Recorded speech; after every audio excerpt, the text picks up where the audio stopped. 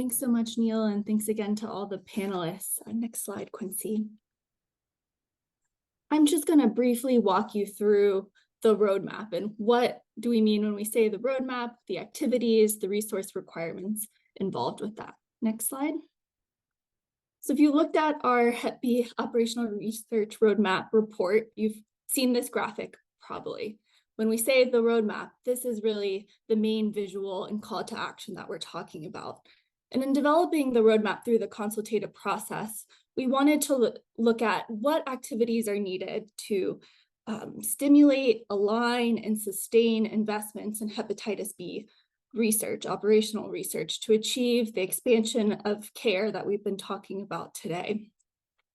And what we heard throughout the process is that the research is very important, but it's not enough, that we need to have a learning by doing approach, that the research is a starting point, but it can't be operating in a vacuum. So we need to be investing in national public health programs and building that infrastructure in parallel, that we need to be strengthening the research centers in parallel to ensure that this work is sustained over time.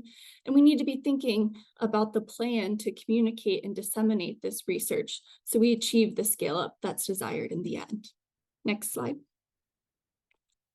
So action one of the research roadmap is about the research. This is where we included all the work that was discussed in panel one in terms of the studies that need to be done to fill those evidence gaps. We approximated that about 16 research studies over the 4 years of the roadmap would be needed across 10 study sites, 10 observational projects, 1 formative study, and then perhaps 2 RCTs for areas 1 and 2.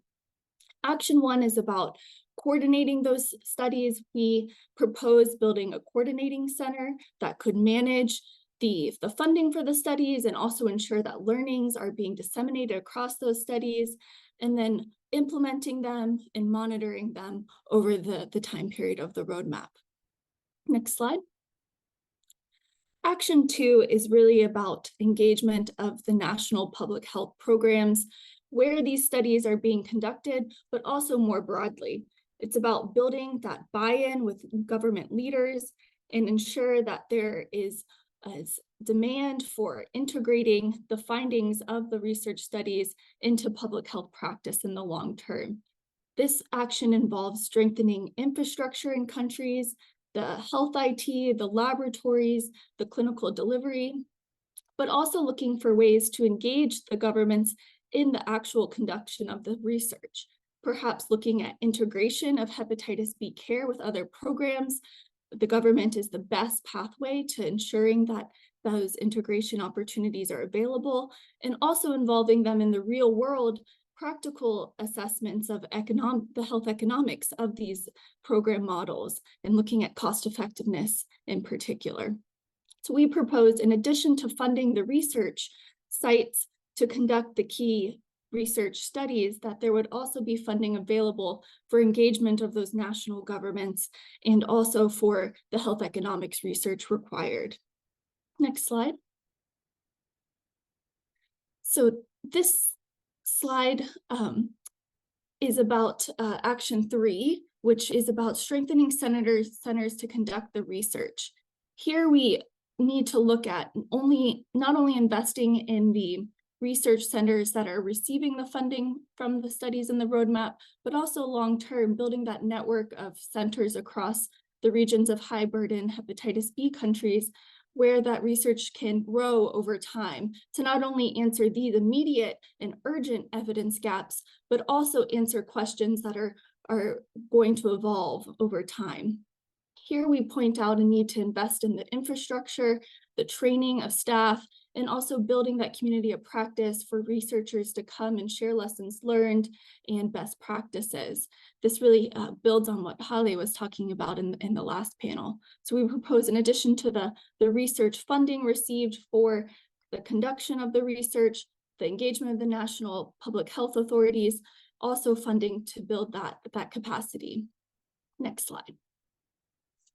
And then action 4 is about bringing it all together. Once we have the findings from these key research studies, how can they be communicated to policymakers? How can we build coalitions that think about translation into policy change and advocacy? And how can we sustain those community of practice over time to ensure that this movement doesn't fizzle? And so we hope that we could work with all the research sites and wider community to identify opportunities for that dialogue with policymakers at the national level, at the international level, and to ensure that dissemination is not an afterthought, but planned for from the beginning. Next slide. So to start the conversation of the scale of the investments required for these activities, we put forth a preliminary budget estimates. We have a funders addendum that you'll have a QR code on the next slide where we've laid out some of the key assumptions that went into these cost estimates. And this is meant to be a starting point for conversation about how we can work together to mobilize the resources to fill these evidence gaps and ensure that these activities are implemented in the next few years. We estimate that about $24 to $35 million will be needed over 4 years to effectively implement these activities, and we hope to work with all of you to mobilize this into action. Next slide.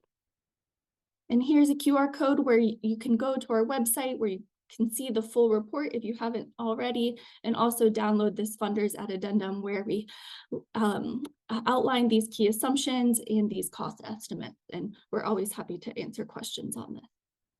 Thank you.